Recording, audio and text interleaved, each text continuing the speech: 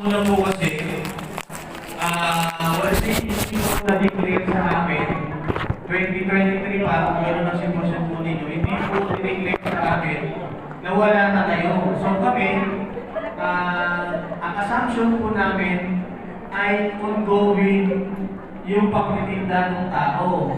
So wala po sa amin yung po, nasa sa inyo po. Kaya po, ini-encourage po namin kayo kung halimbawa gusto niyo ipabaya yung mga pwesto ninyo sa kapatid, yung mag-anak ninyo dahil nag-level up na kayo, dahil yung masenso na,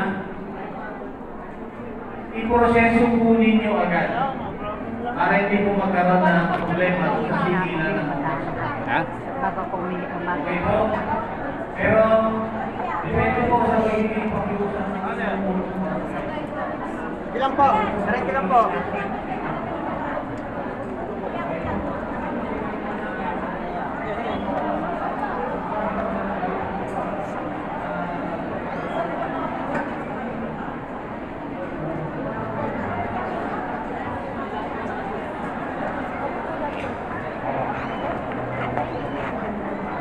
Bawal. Bigyan na tayo, tapos tinanggap ko rin.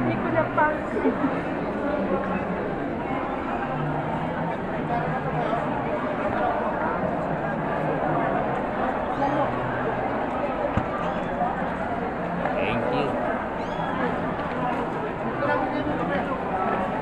Bibigyan ko na ng kutsara sila.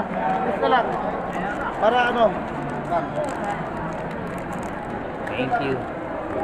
Hindi mo na kaya. Saan? Saan tayo? Doon.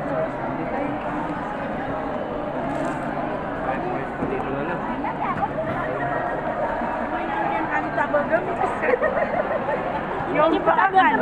Ini patadakan po sa dito ka. Dahil kakain. Ayun, ayun. Tayo. Kilan?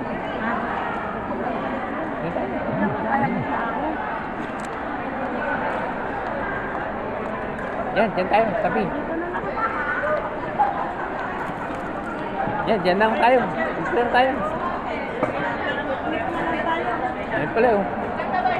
Dito.